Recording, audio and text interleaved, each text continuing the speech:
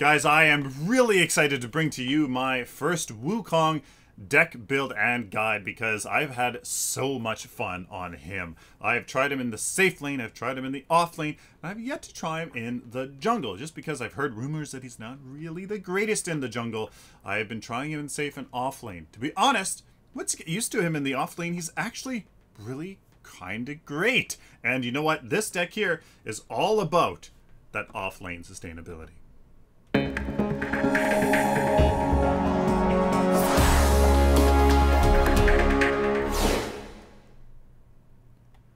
Hello ladies and gentlemen, welcome to a Hero Building Guide. I am Sylphin.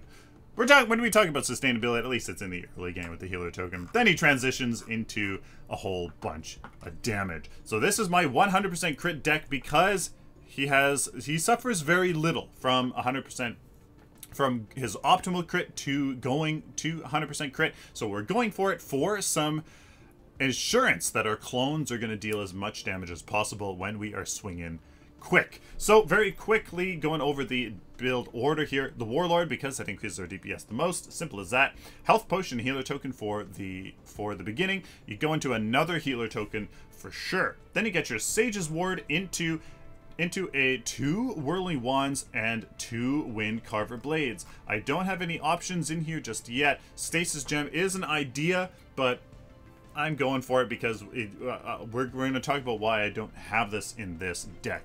After you get the 2 Whirling Wands and 2 Wind Carver Blades, you go into this Wind Carver and you get a major cast. That's it. After you get a major cast, you have to wait for a few CP, because then you get rid of this Wind Carver Blade, and one of your Whirling Wands. You get rid of them to fully upgrade a Spear of the Rift Hunter and the Sword of the Altar, just like that. You're sitting at 42 CP, full 48% crit with the Sword of the Altar completed. It's a great transition, works really, really well. After that, it's real simple. You finish off the Spear of the Rift Hunter and finish off this Wind Carver Blade. Full deck, or full build, Sword of the Altar, this Wind Carver Blade, 1 Whirling Wand, this Spear of the Rift Hunter, this Spear of the Rift Hunter, and this Sage's Ward.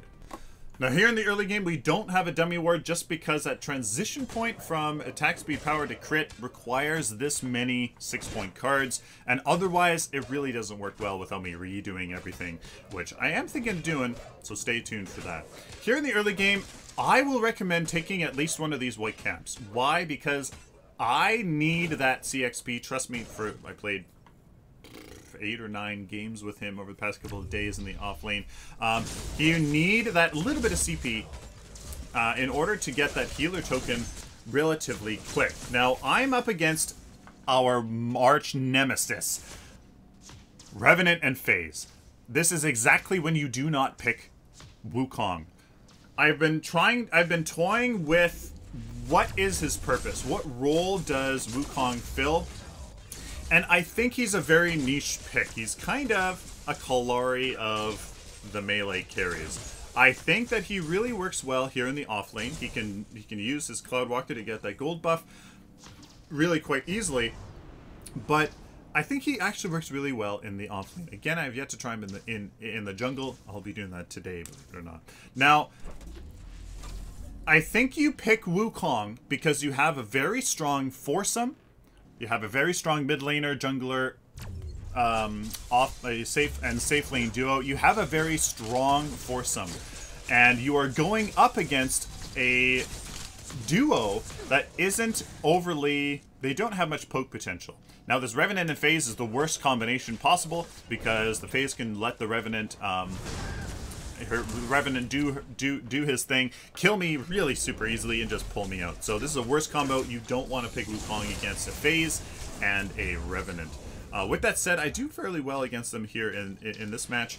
As you see, I messed up that gold buff steal. Now, let's talk about his abilities because, oh boy, are they something.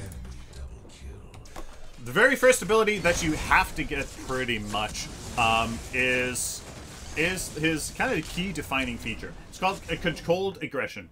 What happens is you toggle between an offensive stance, which you can see here is his staff has fire on it. It's kind of glowing fire. That's when you know you're in your offensive stance. or your evasive stance, which he holds it kind of more backwards. He holds it back, and there's kind of like wind. There's kind of like wind flowing through it, and you'll see it, I'm sure, at some point here. So you toggle between those two stances, and there's just a global cooldown is applied. So you can only change stances once every second. You can't change it many seconds in between that. We get a fantastic gank here, and I use one of my abilities to push her into the tower, which we will talk about later. Now, when you are on the offensive stance, you will gain bonus CXP on minions that are marked. Now, of all of the spotted minions on the map, of all the ones that you can spot, either by you or your teammates, as I found out, 25% of them, at a random chance, will get marked, no matter if you view them differently or anything else. No matter what you do, it's just 25% random chance on any marked enemies on the map, and that's how it is.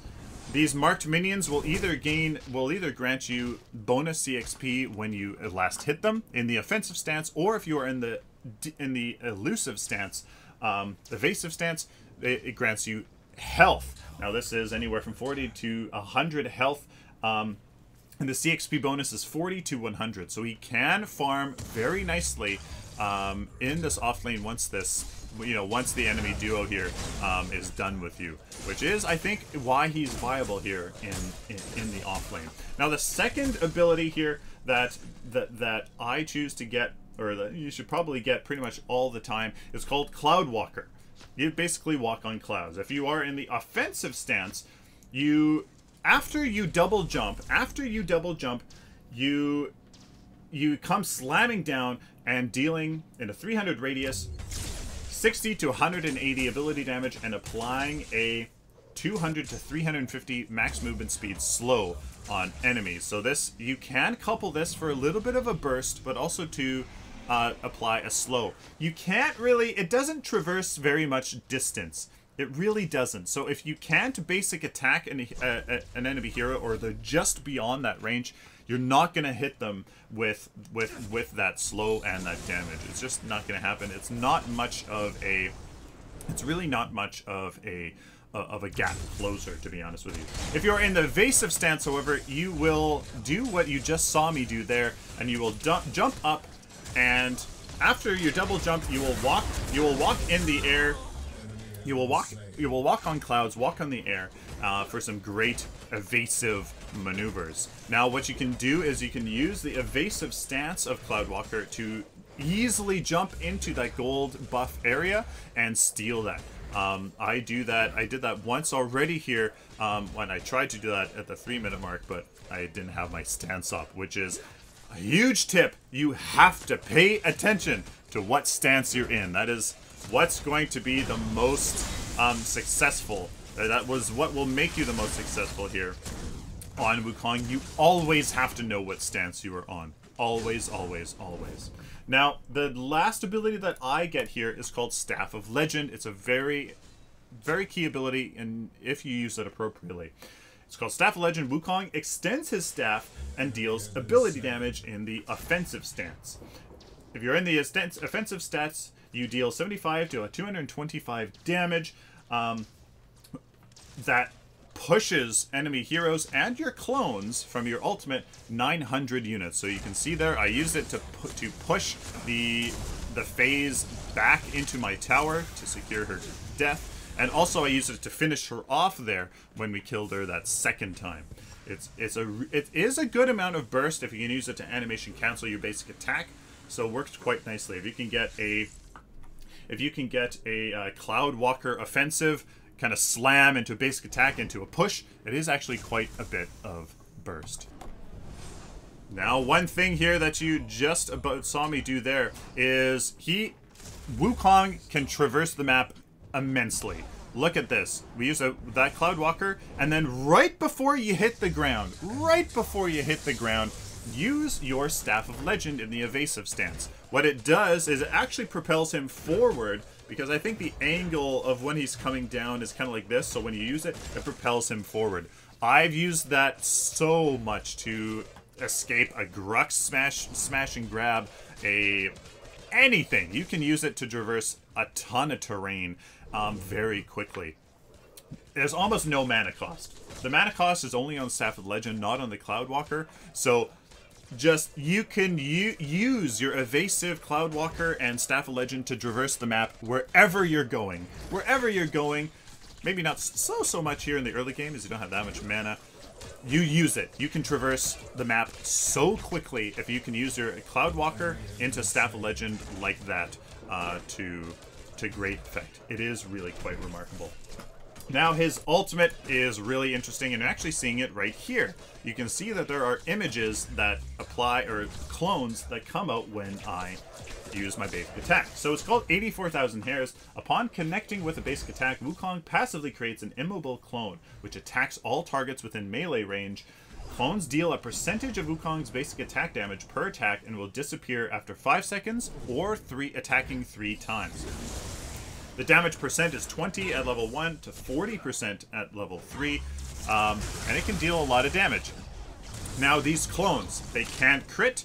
They are affected by obviously all of your power and attack speed and all that stuff, but they don't do on-hit effects like Trader's Touch or Satoric Cloak, and they also are not affected by lifesteal, so you can't use them as a great source of lifesteal at all. They deal a ton of damage, and they are affected greatly by attack speed. So if you can build attack speed on Wukong, you will attack faster, and your clones will attack faster and apply what damage that they do deal faster. And that is actually an important consideration that I've made sure that I have as much attack speed as possible. I'm really not considering Wukong's burst just because those clones have so much potential to deal a ton of damage. And that is Wukong, guys. His abilities are pretty nuts. You have to remember what stance you are in because it is so important. Evasive stance versus the elusive stance. You can switch in between abilities to great effect. It is really quite remarkable. Now, in terms of upgrading his abilities, I've chosen to go for my E, our stance, our control aggression, because I want to farm here as much as possible in the offlane to get back into the game in terms of CP as a carry and my viability. So I've upgraded that the most, followed by my right click. I just want to upgrade it once so that that little bit of burst that we have with Staff of Legend actually deals a good amount of damage. Then I focus on my E as much, control aggression as much, and then Cloudwalker, because it does increase the movement speed slow, it increases its damage, and it reduces its cooldown, which is obviously very important. I focus on my E, my Q, or my control aggression, Cloudwalker, and Staff of Legend in that order. Now, as you can see here, I've gotten a healer token, followed by another healer token just to stay alive here in this off lane, and of course my ward. This ward will give us that power that we need because we have to follow his DPS curve, and he needs some power first. Then we go into our 2 whirling wands because he really likes attack speed, and his clones really like attack speed as well. Those 2 whirling wands with all power is going to be absolutely tremendous in terms of how viable it is. Now, Wukong is a split pusher. You pick Wukong because you have a strong foursome that can really be a force on the map. You can then therefore farm very, very effectively with your passive and melt down towers. Wukong can destroy towers the fastest out of anybody in the game, period. Watch me melt this tower with only a Sage's Ward as my source of power. Watch as this melts. Look at this just die because of my clones also dealing damage onto the tower. Especially when the clones are at level 2, it deals a ton of damage. And watch me just get out of here like nobody's business. I even stopped to take out the gold buff. Unfortunately, the Gideon does get that. So I am super confident in my ability to get out of here. Look, I dodged that. I totally saw that coming. My phase comes by and pulls me over as well. Very elusive. He is a fantastic split pusher, and that is what Wukong does. He is a split pusher that does fantastic things. And he still does deal a good amount of damage in team fights and stuff. He will get that CXP lead and just turn that into good DPS. Now, again, you pick Wukong because you have a strong foursome that knows that Wukong has to farm has to farm his way back into the game after being in the off lane, so they know that they can't really count on you. They are playing safe. They are just trying to do their thing. And we can split push, baby, forcing the enemy team to come deal with us, meaning that our strong foursome is stronger by the fact that they are fighting a weaker foursome. We can get a tier 2 tower at the 18 minute mark against a pretty good team. Like, we're not playing these guys are A-okay. And, you know, this isn't super duper easy. I even stop here to maybe try to take this out. And I'm like, oh, it's a Wukong. And I can just get out of here. Look again at that perfectly timed Staff of Legend to boost yourself forward and easily get out of there. Now, this doesn't mean don't ever be a part of any team fight, but you have to pick your battles for sure. So at this time, my lane was fine. It was close up. I could take the time to come in. There you go. You can use that a little bit of burst from your offensive Cloudwalker and your offensive Staff of Legend to great use. Just know that your Staff of Legend is not always overly helpful. Because it pushes people back, it also pushes people out of melee range. So be very careful with when you use Staff of Legend.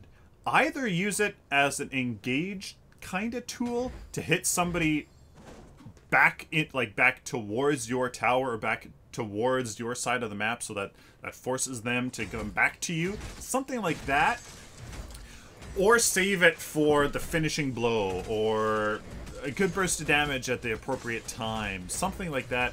It's kind of iffy. You just gotta get a good sense. I have too many times pushed an enemy away, and then they just run away, and I'm like, oh, great, okay. So just be careful. Be careful when you use Staff Legends. Now that we have 2 Whirling Wands or 2 Windcarver Blades, look at us melt. Look at us melt. Again, this is kind of what he's for. I'm really getting the sense that this is Wukong's, what he excels at. I push away this Kwang as I'm like, you're not gonna ult me and clear this wave, buddy. I hit him once, I push him back just in time. And look at us melt this inhibitor. 25-minute mark. I used the fact that 2 of them were dead to push this lane. My friendly team here was pushing the mid lane like a beast, putting down that pressure, and Wukong comes along, takes out an enemy inhibitor. The enemy Wukong almost actually, well, he tickled our inhibitor, and I was like, nah, buddy, I can outdo this. And there you go. So we are drastically ahead here, as it looks like there's a little bit of a replay bug, of course.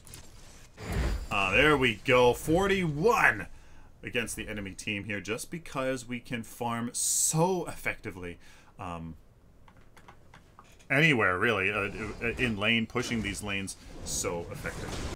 Now, I just want to showcase here the transition into crit. It would happen earlier at 36 CP if it wasn't for the 6 CP of lifesteal here that we have. The 2, 4, 6, 7 on the sort of those. So I guess it would have happened at 35, actually, a little bit earlier. So it happens at 42 CP. You can get all of this going. So this Windcarver Blade, you upgrade, there's a replay bug, 3-point cast in here. You get rid of 2 Windcarver Blades and 1 of your Whirling Wands, so you keep 1. Go into this Spear of the Rift Hunter for 48% crit chance. This Sword of the Altar, fully upgraded. Yes, it's a 12.1, but that's the only way it could really work. As Hemorrhage, I'm really not sold on Hemorrhage. And there you go, that was a transition. We're doing this a little bit more damage than before, but just bigger numbers, so that if you're lucky, oh, it hurts. So this is going to be in double time, but I want you to see how fast we can get places. Evasive Cloudwalker into Evasive Staff of Legends into this lane and just push this like a beast. We can push so fast. My strong foursome team here is going to town in the mid lane. They actually, they trade 1 for 1, but I, again, get the general map objective, the general game objective, and take this down. I take down the inhibitor, and I'm like, I'll just go for gore. Let's see what I can do. I'm wailing away, get it down to 51, I think, if I remember correctly, 51, 52%, just like that. I take this time here. A couple of my teammates have died now, and I'm like, I'll just get out of here very reliably. And look at that advantage I've given our team. Another inhibitor down, just like that. So we can solo or prime here at 49 CP. How much do I have equipped here? 37. Nope. 47. Yep. So very little. Look at me just annihilate, force that enemy Wukong back. And yeah, so I have I do know at 51. Yeah. So I was going to say you can solo or prime as long as you get a little bit more crit. Spear of the Rift Hunter for just a little bit more crit. It is that you then start critting reliably enough to take down Orb Prime. Of course, you can do Raptors. Of course, you can do Raptors and obviously push lanes, but you need a little bit more. Just Spear of the Rift Hunter and a little bit more here to get to solo Orb Prime. Of course, as long as you had one other person, you would be able to obviously definitely take down Orb Prime, and you may actually be able to. I'm not sure if I actually tried right when you get your crit, but it's very, very, very close. And then I finish the game here by myself, taking down this core. I'm like, oh come on, Revenant, oh boy, and we do that. Wukong, guys, in my opinion, is very much a MOBA carry. Very much a MOBA carry. He's focused on the more MOBA aspects of this game. He pushes lanes. He does siege objectives. He does map objectives, Raptors and Orb Prime, really easily all by himself. He's just kind of that sort of hero. So if you have, that is why you pick Wukong, I think. That is why you pick Wukong. You have a very strong foursome, Phase Revenant, somebody like a Chimera or a Kwong, and a very strong mid laner like Bellica or a Howitzer, maybe. Morigesh worked actually quite a few in some of our games. You have a very strong foursome, and they can weather till the late mid game, to the late game. Pick Wukong, especially if the enemy duo isn't very strong, like a very strong harass duo. Pick Wukong. That is where he thrives, and as long as the foursome knows that Wukong's kind of doing his thing, putting map pressure elsewhere on the map, pulling people away to deal with him, so that the foursome has an easier time, especially depending on who has to go deal with Wukong, he's very strong. And I think that is the sense I'm getting from this hero, and that's a good. I think Wukong will teach the community more about the MOBA aspects of this game. Split pushing has always been here. It's just he makes it even more viable, and he obviously excels very much at it. So very exciting time here. What do you guys think of this Wukong deck? Pretty simple.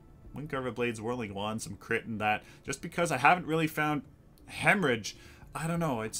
I don't feel it in here. It's not, people are telling me it's amazing on him, so I think I'm gonna have to try. This is a pretty simple deck for him. What do you guys think? Let me know down in the comments. Please, ladies and gentlemen, like this video if you like it, dislike it if you dislike it, share it with the community, and of course, guys, subscribe. If you guys like this content, especially if you found it useful, please subscribe so I can do it for you in the future.